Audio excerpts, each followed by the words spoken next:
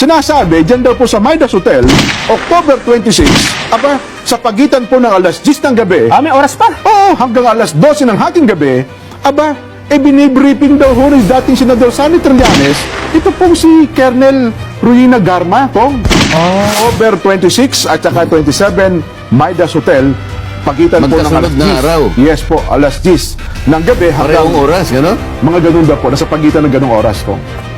Ang Midas Hotel, pag-aari ni Congressman Si Albigat, Saldico.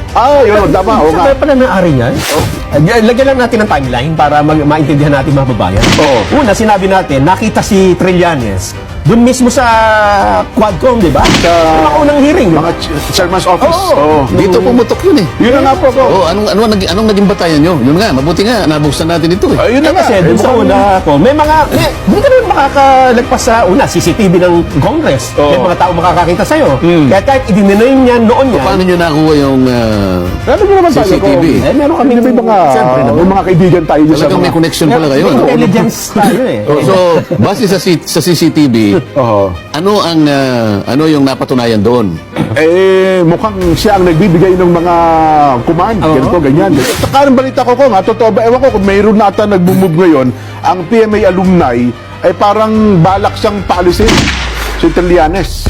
Meron na ata silang grupo, yung mga general, na mga nagsipagtapos ng PMA, ay parang gusto siyang i-expel sa Philippine Military Academy alumni.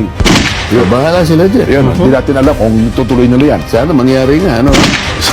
Sana, hindi ko lang alam. Sabi nyo, pagiging bastos. Oo. Masakit yan. Oh, ikaw naman ang gumawa na. So, yung kabastusan naman. Oh, sino naman yun? Ako, sino nga bang masituring nating medyo may kabastusan doon? Ikaw na, baka may maalala ka. Parang yung, siyempre, halimbawa, may matanda, di ba? Kausap mo matanda, dapat medyo magalang lang ka, di ba? Oo. So marami doon sila eh. Kausap nila si dating Pangulong Duterte.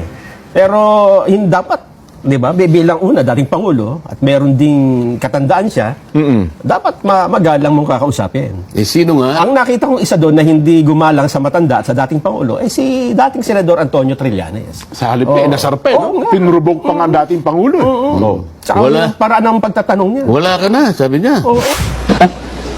Wala ka na. Ano? Oh, Sani. Pinapagalit eh. Huwag, Sani. Huwag kang mag-ate rito ng ganyan. You do not provoke.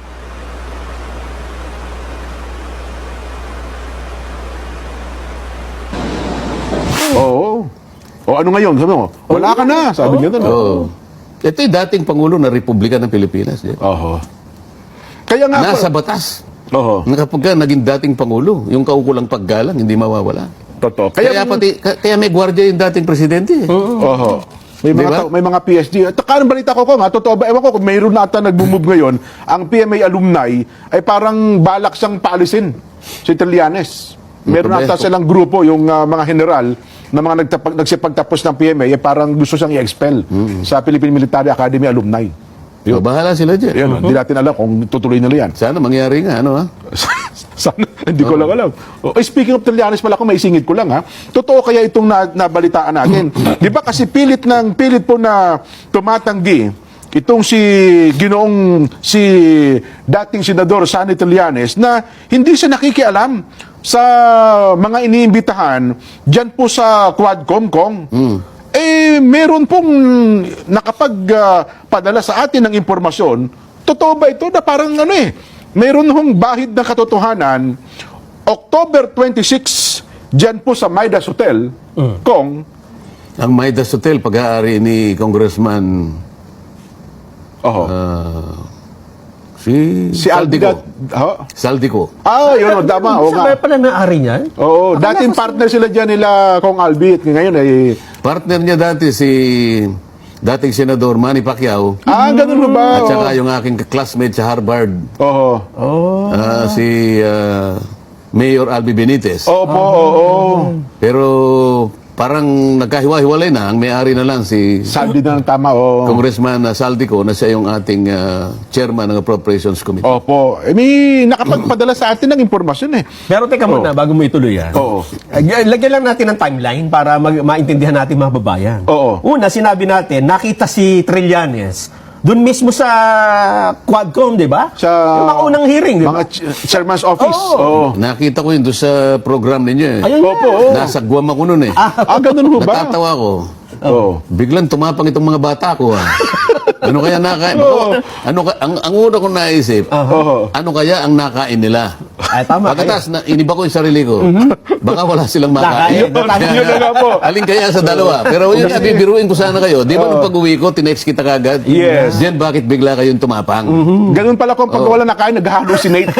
Nag-hallucinate ko. Kasi sabi nila sa atin noon, naku yan katang isip nyo lang yan, di totoo. Hallucination nyo lang na si Trillanes na nakikialam dyan sa Quadcom. Oo. Kaya lang, Dito pumutok yun eh. Yun na nga po ko. Oh, anong naging batayan nyo? Yun nga, mabuti nga, nabuksan natin ito eh. Ayun na nga. Kasi dun sa mukhang- una ko, hindi ka naman makakalagpas sa una, CCTV ng Congress. Oo. May mga tao makakakita sa'yo. Kahit idinenay niya noon yan, Paano nyo nakuha yung Alam niyo naman tayo CCTV? meron kami May mga, siyempre naman. may mga kaibigan tayo dyan sa Talagang may mga... connection pala kayo. May no? intelligence tayo eh. Oh, so, base sa CCTV, Oo. ano yung napatunayan doon?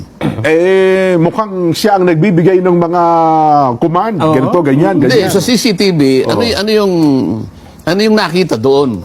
Ikwento ninyo Na para... di umano'y pinupulong ni Ano di umano? Nakita na nga eh. Ano ginagawa niya? At nasaan siya? Anong oras? Anong araw? Yung mga ganun. Hindi muna namin sasagutin kong yan, ha? Dahil yan eh, sensitibo. Baka mapahamak yung ating ano eh. Pero, nung pumunta si Pangulong Duterte, parang inamin na niya dyan, di ba? Oo. Kasi personal napilitan siyang pumunta. Oo. Di ba? At sabi dati, hindi siya nakikialam kasi yung pag-uusapan niya, ICC pala niya. Yun nga. Ngayon, nainamin pala talaga siyang may koneksyon. Nung natanong siya, di ba? Oo, may Ito connection. bago. Ito naman. Ay, ang pasabog mo ngayon. Oo. Dahil sa tayo nag-hallucinate. Sabi nga ni Executive Secretary, hallucination nyo lamang yan. Bunga. Siguro nga, nag-hallucinate siguro. Kasi ang sinasabi, dyan daw po sa Midas Hotel, October 26, sa pagitan po ng alas 10 ng gabi, May oras pa. hanggang alas 12 ng hating gabi, binibriefing daw ho ni dating Senador Sonny Trillanes, ito pong si Colonel Ruina Garma, Kong. Wala ba kayong CCTV na ipakikita na yung araw na yun, pumasok yung dalawang katauhan na yun sa Midas Hotel? Yun ang... Para mapagtibay natin. Yun ang- Mahirap yung nag-aakusa tayo, pero baka naman hindi. Baka nga po hindi. Ako naman siguro kung nagsabi ko, baka nag-hallucinate lang siguro. Yung makapagbigay sa atin ng impormasyon. At nung sumunod na araw, meron pa siyang isang binibriefing daw eh. Na isang Hindi, huwag natin witness. sabihin na nag-hallucinate yung ano. Ako po. Kayo lang ang pero yung ano, baka naman kumpleto sa pagkain yun. Ay, baka nga po, yun Kaya ang baka sa atin tama na impormasyon. Baka totoo yung sinabi niya sa'yo. Yun nga po. Hindi ko na, sa next time ko na babagitin kung sino yung pangalawang kanyang binibriefing. So, dalawang tao yung nabigay ng impormasyon. October 26 at saka 27, Midas Hotel, pagitan po ng Magkasunod alas 10. na araw. Yes po, alas 10 ng gabi hanggang... Parehong oras, gano'n? Mga ganun daw po, nasa pagitan ng ganung oras kong. Siguro itatanong nila, ano namang masama? Bagay, wala nga siguro namang masama yan. No? Kung binibriefing na naman pala niya. Kung sino man na binibriefing niya doon. Sino nagsabing anong masama? Kasi yun yung tanong ng Yun ang ilang malimit vlogger na sa atin mga no? vlogger. Ano namang masama kung nagtuturo si Trillanes? Oo. Ano namang masama kung... Nandun siya sa hearing. Sa hearing na yun. Hindi naman umattend doon, di ba? Lahat naman na niya, welcome doon. Ako nga niya, nandun din ako. Hindi lang ako nakikialam sa Hindi, noong hearing. October 27, 28 ba yan sinasabi? 26-27, Kong. Kailan ba nakakulong yung Garma? Kaya ba siya na... Pakicheck nga sa avatar. Kasi kung nakakulong siya, ibig sabihin, pinayagan siya ng leadership ng House of Representatives. May problema yun.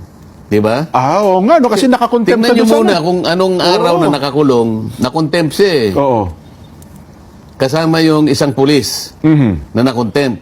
Opo. Matagal yung araw na yon kasi meron silang rekomendasyon na hindi 10 days, kung hindi kanya hanggang sa matapos yung pagdinig. Kaya alam ko, baka sakop ng araw na nakakulong siya At kung totoo na at kung merong nag-confirm na mapunta siya ron, Oo. so pinayagan siya. Paano Paano siya mangyayari yun? Nasa mula- pag-iingat ka Oo nga, no? ng House of Representatives, pagkatapos kinausap ka ng dating senador. Mula sa Quezon City, napunta ng Pasay. Kasi ang Maidas ay nasa Pasay kong eh. Oo. Di ba? Ay, napakabigat ng implikasyon yan. Oo. Makikita mo na dyan ang sari-saring mga espekulasyon dyan. Oo. Ano naman ang kinalaman ng isang dating senador sa gawain ng Quadcom? Oo.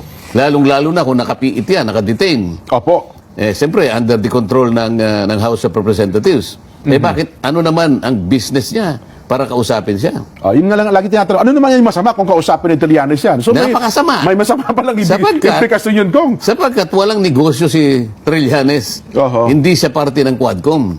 Oh. Lalong-lalo na, si Trillanes, alam naman natin at umamin naman siya, isa siya sa kinasusuklaman ng dating Pangulo. Oho. At siya rin naman, suklam na suklam din sa ating Pangulo. Totoo. Isa siya doon sa mga bastos. Bakit kamo? Oo. Balikan natin Sinabi yung niya, usap yan. Duterte ka niya, di ba? Oo. Ikaw ba naman sabihan kita ng Subarjaga? Ay, medyo offending Medyo talaga. magdaramdam Opo, ka oo. naman. Hindi, dating Pangulo po ito eh. Oo. Meron pang isang bastos doon, yung Arlen Brosas. Duterte, sabi niya rin. Oo. Mr. Chair, sinabi po ni Duterte, Tsaka yung Franz Castro po, ngayon niya tawagin presidente. hindi, isa medyo na ano ko pa rin, ganun ba? Yung dalawang nakita ko na diretso. Oho. Mr. Chair, dito po, sinabi ni Duterte, mga ganun eh. Oo. Mundi 4-5 beses, ganun din yung Trillanes. Dito makikita mo ang kabastusan ng isang Pilipino. Oo. Kailangan ilitaw natin. Oo, yun na nga. Para sa ganun makita natin, evaluate natin. Ano ba yung Quadcom? Sapagkat yung buong pangyayari, pati katangian ng mga tao na bumubuo ng Quadcom at lahat ng miyembro nito na kinakailangan linawin natin sa liwanag ng mga pangyayari. Anong klase ba Oo. ang ipinakitang nilang mga katangian?